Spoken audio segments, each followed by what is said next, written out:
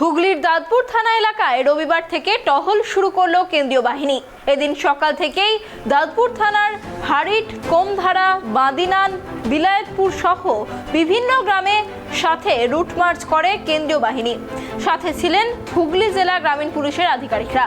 সেই সাথে এলাকায় ভোটকে কেন্দ্র করে কোনো ভয় ভীতি প্রদান বা কেউ কোনো হুমকি দিচ্ছে কিনা সেই বিষয়েও সাধারণ মানুষের সঙ্গে সরাসরি কথা বলেন পুলিশ আধিকারিকরা।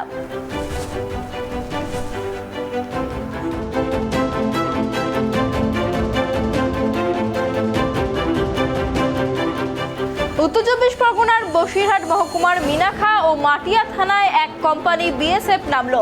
বাসন্তী হাইওয়েতে চৈতাল মালঞ্চ এলাকায় টহলদারি শুরু করলো কেন্দ্রীয় বাহিনী। ইতিমধ্যেই এক কোম্পানি বিএসএফ নামানো হয়েছে বসিরহাট পুলিশ জেলায়।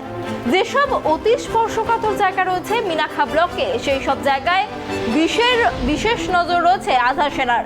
অন্যদিকে বসিরহাট উত্তর বিধানসভার টাকি রোডের মাটিয়া অঞ্চলে রাজ্য সড়ক 2 আধা সেনার টহল শুরু হয়েছে। একদিকে পথ চলতি মানুষ, অন্যদিকে সাধারণ ভোটারদের সুনিশ্চিত নিরাপত্তা দিতেই এই কেন্দ্রীয় বাহিনী নিয়ে আসা হয়েছে, এমনটাই জানা যাচ্ছে।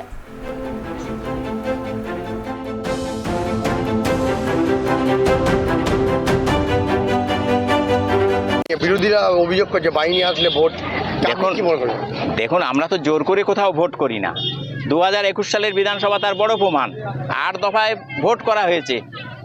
কেন্দ্রীয় যে নির্বাচন কমিশন আছে তাদের পক্ষ থেকে পশ্চিমবঙ্গে 8 দফায় ভোট করা হয়েছে।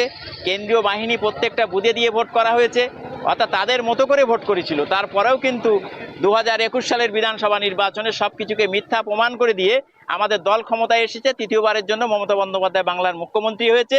এটা আপনারা দেখেছেন যে বাংলার মানুষের আশীর্বাদ নিয়ে হয়েছে, কোনো জোর করে ভোট হয়নি বাংলায়। এটা আপনারা দেখেছেন। ঠিক বাহিনী আসুক যাই আসুক, আমরা মানুষের সঙ্গে থাকি, মানুষের হয়ে কাজ করি। তৃণমূল কংগ্রেস সারা বছর মানুষের সঙ্গে থাকে। আমরা তাই সেইটার উপরে ভরসা করেই কিন্তু এবারে ভোট হবে। বাহিনী দিয়ে আমাদেরকে আটকানো যাবে না।